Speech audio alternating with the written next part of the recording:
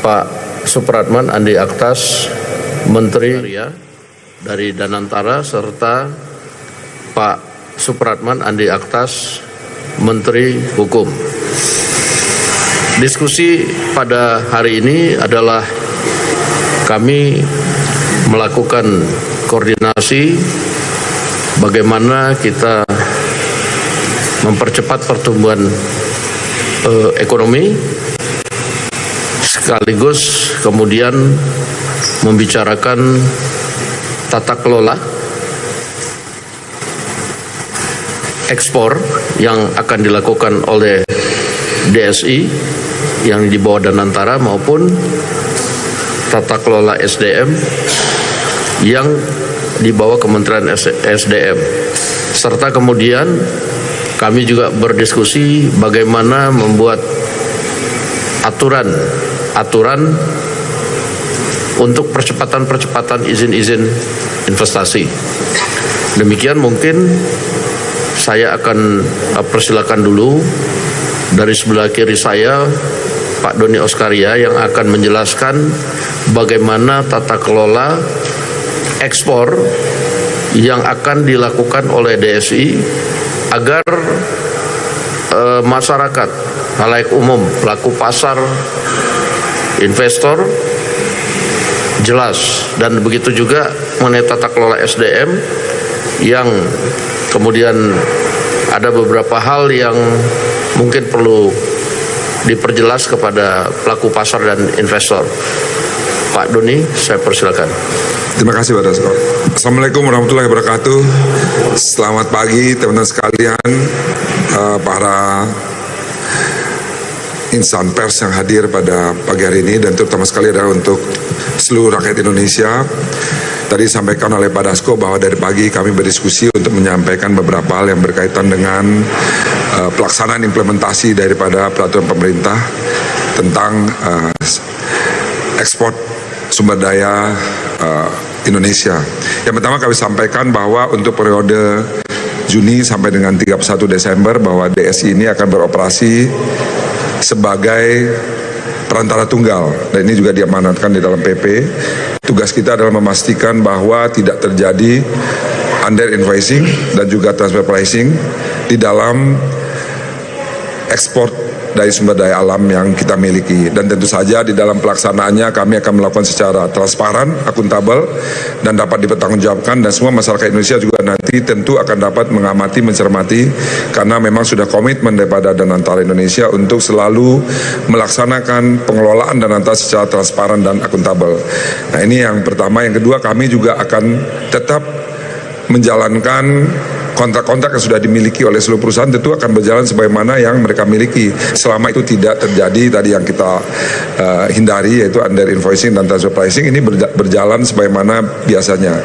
Dan kita sedang mendevelop satu sistem digitalisasi untuk memastikan bahwa seluruh transaksi sumber daya alam kita itu dilakukan secara wajar dan transparan. Jadi buat seluruh pengusaha dan juga masyarakat Indonesia tidak perlu ada yang dikhawatirkan bahwa semua kontraknya berjalan dengan normal. Kami hanya memastikan sampai dengan nanti kita menemukan pola yang lebih baik setelah 31 Desember tahun 2026.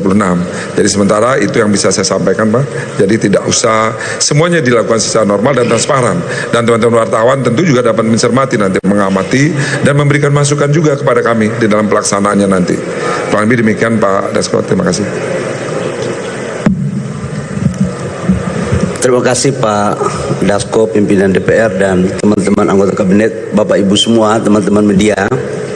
Hari ini kita melakukan diskusi panjang, hampir 1,5 jam, untuk bagaimana membuat satu formulasi kebijakan yang memberikan kepastian kepada pelaku usaha, khususnya di sektor pertambangan. Yang pertama, bahwa teman-teman media, sistem di SDM yang menganut mazhab gross split itu hanya ada pada sektor migas. Saya ulangi, di ESDM atas dasar aturan dan arahan Bapak Presiden yang menganut perhitungan gross split hanya ada pada sektor migas, minyak dan gas. Sementara di sektor minerba tidak ada perubahan sama sekali. Sehingga ini penting saya sampaikan untuk memberikan penegasan bahwa aturan yang sudah ada tidak ada perubahan untuk selamanya. Itu tugas saya untuk menjaga itu. Yang kedua, dalam rangka menjamin investasi yang telah dilakukan di negara kita tercinta terkait dengan hilirisasi, maka kewajiban pemerintah khususnya di Kementerian SDM adalah memastikan seluruh bahan baku yang bersumber dari negara kita harus ada. Artinya antara kapasitas produksi kebutuhan dengan RKAB yang akan kita berikan itu harus seimbang. Supaya apa? Industri bisa berjalan. Yang ketiga, terkait dengan RKAB yang lain, komoditas yang lain termasuk batu bara, kita memperhatikan betul kecenderungan daripada geopolitik, ketegangan di Timur Tengah dengan fluktuasi harga global. Maka idealnya pemerintah atau pengusaha atau rakyat pun berkepentingan untuk harga bagus, produksi kita juga harus banyak supaya apa? Pengusahanya untung, negara untung, rakyatnya juga bisa mendapat dampak positif. Nah, atas dasar itu kita selalu mengikuti perkembangan dengan kita akan melakukan relaksasi yang terukur. Artinya kalau harganya bagus, kita akan meningkatkan produksi. Kalau harganya mulai mentok, kita juga akan membuat kebijakan agar supply and demand itu bisa kita jaga. Yang ketiga, bagi teman-teman yang pelaku usaha tambang yang existing sekarang, itu tidak ada perubahan aturan apa-apa. Nah, untuk yang ke depan kita akan mempergunakan aturan yang sama juga. Cuman memang dalam undang-undang minerba itu ada pemberian prioritas kepada UMKM dan beberapa sektor-sektor yang menjadi skala prioritas dalam rangka menunjang hilirisasi untuk menciptakan nilai tambah. Saya pikir ini sebagai informasi resmi dari negara atas nama Presiden, Menteri SDM menyampaikan ini, sehingga tidak ada lagi perdebatan-perdebatan, informasi-informasi yang menyesatkan. Dan kalau tidak ada yang jelas, tanya ke saya, jangan tanya kepada orang lain yang mungkin informasinya tidak sepaten apa yang saya sampaikan. Demikian, terima kasih. Paten memang Pak Menteri SDM. Baik, terima kasih. Selamat pagi teman-teman media.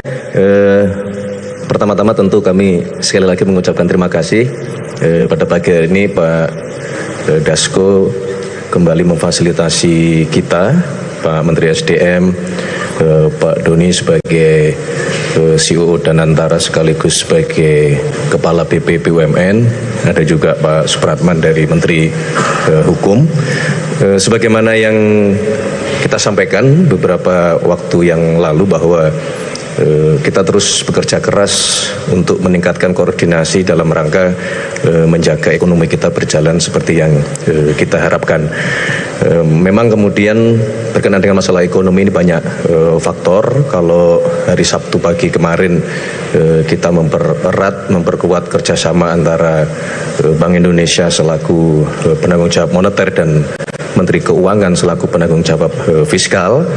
Pada pagi hari ini kita berkoordinasi untuk hal teknis berkenaan dengan sektor energi dan sumber daya mineral kita. Tadi juga sudah disampaikan karena bertepatan tanggal 1 Juni adalah hari di mana diberlakukannya PP nomor 24 tahun 2026 yang mengatur tentang tata kelola ekspor sumber daya alam kita yang itu berada di bawah PT DSI dan antara sumber daya Indonesia yang kita harapkan seluruh sumber daya alam kita ya, yang kita ekspor sekarang bisa dimonitor dengan sebaik-baiknya oleh negara.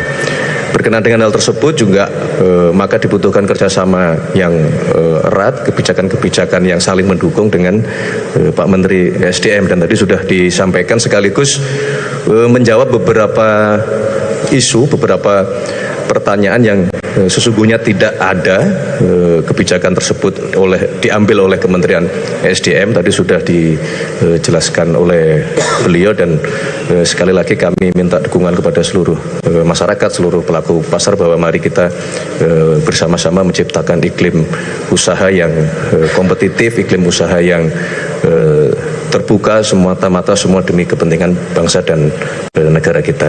Saya kira demikian yang dapat kami sampaikan. Sekali lagi terima kasih Pak Dasko, Pak Bahlil, Pak Pratman, dan Pak Doni, dan teman-teman semuanya. Terima kasih. Terima kasih. Terima kasih ya.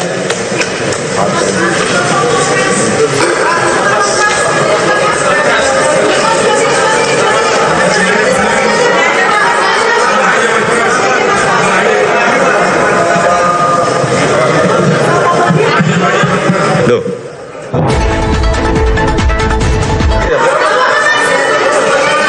Gantian.